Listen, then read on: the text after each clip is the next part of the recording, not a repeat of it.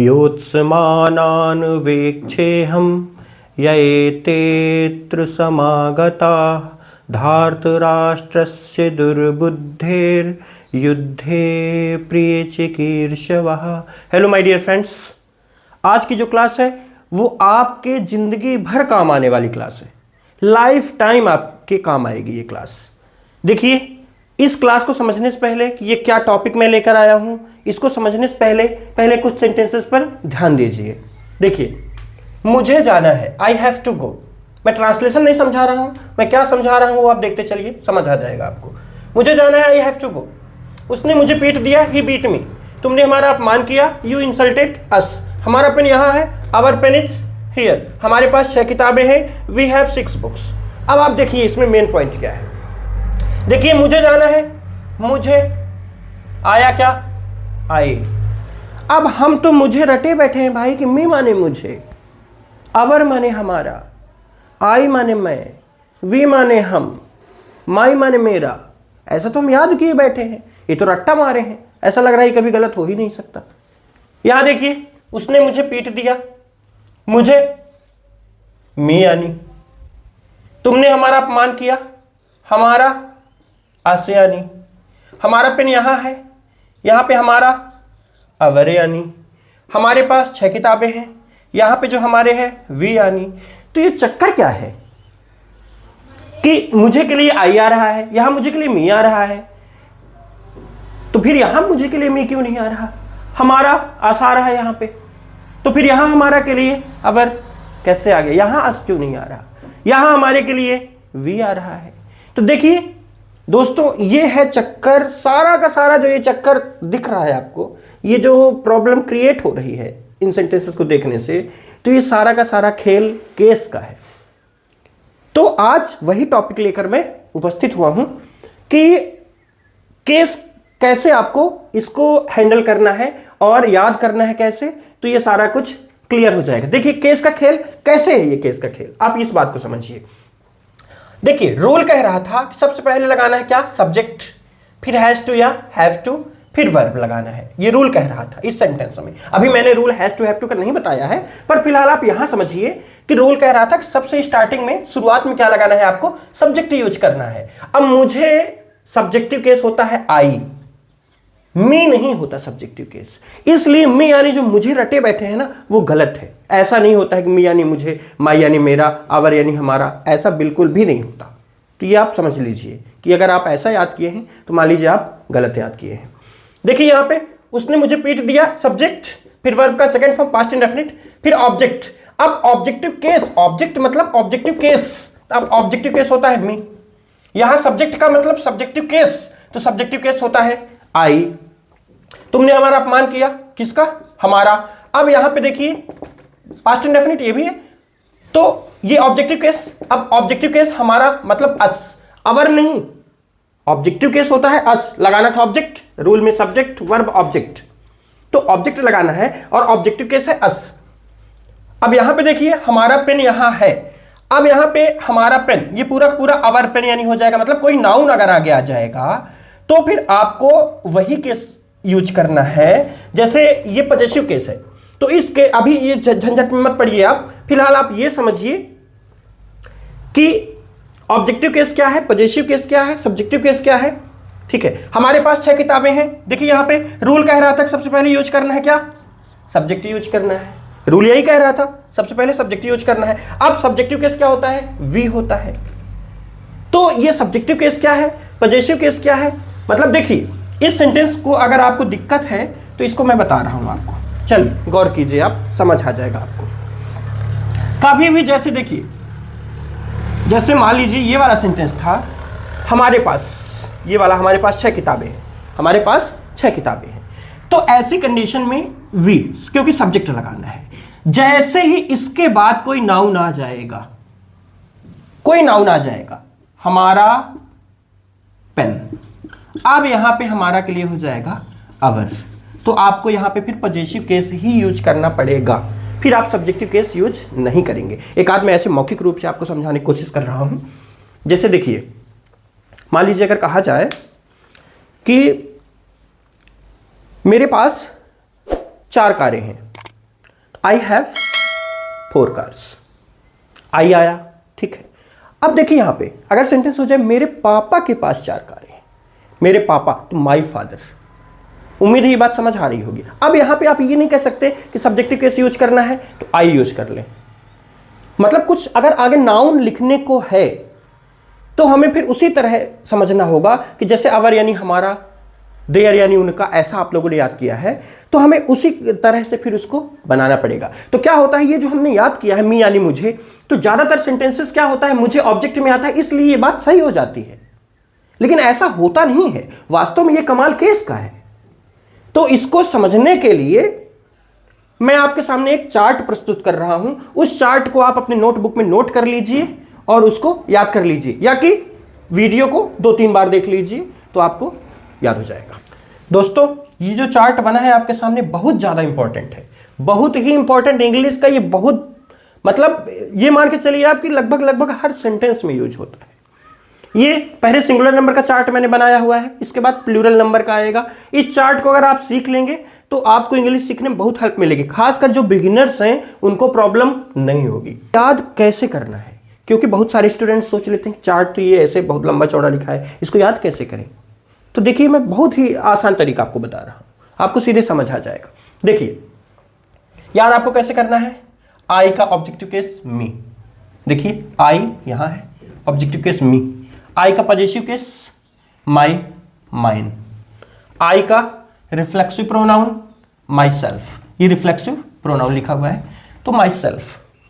तो अब reflexive pronoun का यूज कब होता है ये बाद की बात है। फिलहाल आप बिना कुछ सोचे समझे, बिना क्रॉस क्वेश्चन किए सीधे आप इसको रट्टा मारिए, बस यही आपका काम है। क्योंकि अगली आने वाली सारी वीडियोज या कि पिछली वीडियोज में आप देख भी चुके हैं लगभग जब आपने टेंस सीखा है तो कहीं ऑब्जेक्ट की जरूरत पड़ती थी, जैसे अभी मैंने कुछ एग्जांपल्स दिखाए, तो आपको पता है कि केस की जरूरत हर जगह हमें पड़ती ही पड़ती है। तो देखिए कैसे याद करेंगे, आई का ऑब्जेक्टिव मी, आई का पॉजेसिव माई माइन, आई का रिफ्लेक्सिव माई सेल्फ। आई खुद में क्या है, सब्जेक्टिव केस। क्या है, सब्जेक्टिव केस। और सब्जेक्टिव केस का दूसरा नाम है नॉमिनेटिव केस, चाहे आप सब्जेक्टिव केस कहें चाहे नॉमिनेटिव केस कहें। ऑब्जेक्टिव का भी एक नाम और है, क्या, एक्यूजेटिव। क्या बोल सकते हैं आप, एक्यूजेटिव केस, ये भी एक नाम है ऑब्जेक्टिव का। पॉजेसिव का एक नाम और है रिलेटिव, चाहे तो आप पॉजेसिव केस कहिए चाहे रिलेटिव केस कहिए, ठीक है। सेकंड पर्सन में आइए, दाऊ। दाऊ का ऑब्जेक्टिव केस दी, दाऊ।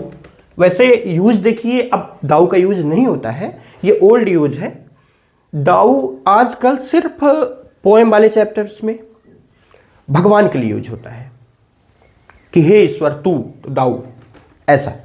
बाकी आजकल तो अब यू का ही यूज होता है, मतलब यू यानी सिंगुलर भी होता है यू, और प्लूरल के लिए भी यू का ही यूज किया जाता है जब सेकेंड पर्सन की बारी आती है, ठीक है। फिलहाल आप इसमें ध्यान दीजिए, दाऊ ऑब्जेक्टिव केस दी, दाऊ का पॉजेसिव केस दाई, दाइन, दाऊ का रिफ्लेक्सिव प्रोनाउन दाई सेल्फ, ठीक है। ही का ऑब्जेक्टिव केस हिम, ही का पॉजेसिव केस हिज, ही का रिफ्लेक्सिव प्रोनाउन हिमसेल्फ। शी का ऑब्जेक्टिव केस हर, शी का पॉजेसिव केस हर और हर्स दो है, सी का reflexive pronoun herself. It का ऑब्जेक्टिव केस इट, इट ही है, सेम है, देखिए सब्जेक्टिव केस और ऑब्जेक्टिव केस सेम है इट का। फिर इट का पॉजेसिव केस इट्स, इट का रिफ्लेक्सिव प्रोनाउन इटसेल्फ। अच्छा ये जो चार्ट है इसको तो आप याद कर लीजिए, ठीक है, इंपॉर्टेंट है, पर नाउन का ऐसा चार्ट नहीं बनता है, ये प्रोनाउन का ही ऐसा चार्ट हो सकता है। कारण क्या है कि नाउन में हमें वो दिक्कत नहीं आती है। जैसे जो सेंटेंसेस मैंने स्टार्टिंग में दिखाए थे आपको, जैसे कहना है मुझे जाना है, तो मान लीजिए हो जाए राम को जाना है, तो Ram has to go, Ram आया सब्जेक्ट में, बात को समझिएगा। उसने राम का अपमान किया, ही इंसल्टेड राम, मतलब राम तो नहीं चेंज हुआ ना, राम हैज टू गो, यहां भी राम है। उसने राम का अपमान किया, ही इंसल्टेड राम, यहां भी राम है, ऑब्जेक्टिव केस में भी। तो नाउन में ये दिक्कत नहीं आती है, ये दिक्कत केवल प्रोनाउन में ही आती है, इसलिए प्रोनाउन का ये चार्ट बनाया गया है। तो ये सिंगुलर नंबर का चार्ट था। अब आइए देखते हैं प्लूरल नंबर वाला चार्ट। वी सब्जेक्टिव केस में आएगा, वी फर्स्ट पर्सन में। अब प्लूरल नंबर का है, सिंगुलर नहीं है, सिंगुलर का तो हो चुका। ये अब चार्ट में बना रहा हूं किसका, प्लूरल नंबर का। तो we objective case us, possessive है अवर और आवर्स, रिफ्लेक्सिव प्रोनाउन है आवर सेल्फ्स। ध्यान दीजिए यहां पे आवर सेल्फ नहीं है। अभी तक आपने देखा क्या, my self, self SELF, himself SELF, it self, ऐसा आपने देखा दाई सेल्फ। लेकिन अब आवर सेल्फ्स ऐसा VES, F नहीं है, F को हटा के VES, क्योंकि ये प्लूरल हो चुका है। फिर सेकेंड पर्सन में यू आ गया। देखिए वहां पे क्या था, सिंगुलर में दाऊ था, सेकेंड पर्सन दाऊ। यू का ऑब्जेक्टिव केस यू ही होता है, दोनों इक्वल है। फिर पजेसिव केस योर और योर्स। अच्छा आप ये बस सोचिए कि दो पजेसिव केस है, दो पजेसिव केस है, पर इनमें भी डिफरेंस है। ये आप डिफरेंस समझने के लिए पार्ट्स ऑफ स्पीच का वेट कीजिए। जब मैं पार्ट्स ऑफ स्पीच करवाऊंगा, मतलब नाउन, प्रोनाउन, एडजेक्टिव, एडवर्ब, तो वहां पे ये एक एडजेक्टिव है और एक प्रोनाउन है। मैं वैसे मोटे तौर पर आपको जल्दी से बता सकता हूं 1 मिनट के लिए। देखिए आवर्स जैसे दो है, अभी तक आपने देखा माई, माइन, हर, हर्ष, पिछला सिंगुलर में भी, प्लूरल में भी आप देख रहे हैं दो पजेसिव मिल रहे हैं। तो एक एडजेक्टिव है और एक प्रोनाउन है। देखिए इसके बाद एक नाउन आना फिक्स है, आवर बुक, मतलब ये एडजेक्टिव है।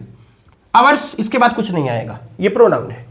ये एडजेक्टिव है, your book, your pen, your chair, कोई ना कोई नाउन आएगा। इसके बाद कोई ना कोई नाउन फिक्स है, आना ही आना है। योर्स स्वतंत्र है, इसके बाद कोई भी नाउन नहीं आएगा, मतलब ये प्रोनाउन है।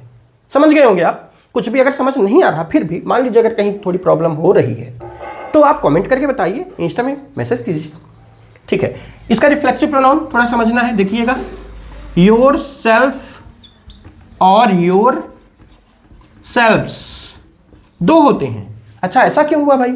देखिए मैंने कहा दाऊ का यूज खत्म हो गया, सिर्फ भगवान के लिए यूज होता है पोएम वाले चैप्टर्स में। तो अब क्या होने लगा कि यू का यूज सिंगुलर की तरह भी होने लगा और प्लूरल की तरह भी होने लगा, दोनों की तरह होने लगा यू का यूज। तो जब यू सिंगुलर रहेगा, अकेले तुम की बात होगी, तो योर सेल्फ यूज होगा। उस टाइम पे रिफ्लेक्सिव प्रोनाउन की जब जरूरत पड़ेगी, तब कब जरूरत पड़ेगी ये बात की बात है। तो योर सेल्फ सिंगुलर के लिए, और जब यू प्लूरल रहेगा, जैसे तुम लोगों, ऐसा, तो भी यू यानी ही होता है तुम लोगों भी, तुम लोगों को जाना है, यू हैव टू गो, ऐसा ही होता है।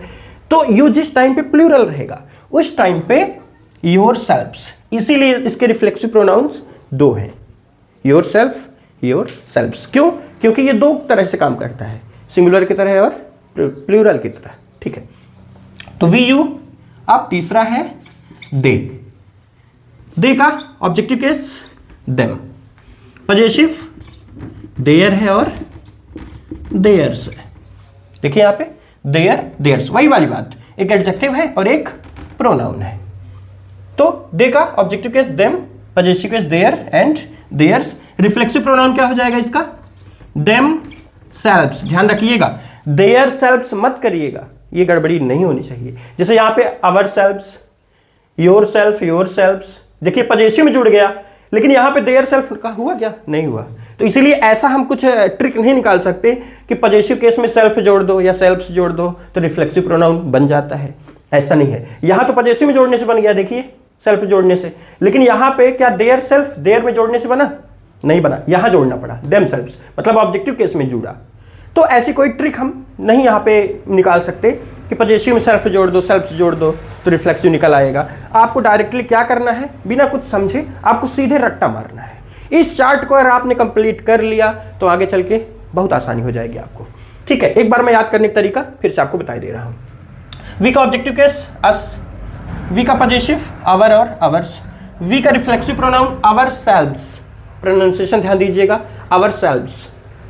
यू का ऑब्जेक्टिव केस यू, यू का possessive case your and yours, you का reflexive pronoun yourself, yourselves, दो है। दे का ऑब्जेक्टिव केस देम, दे का possessive case their and theirs, दो है।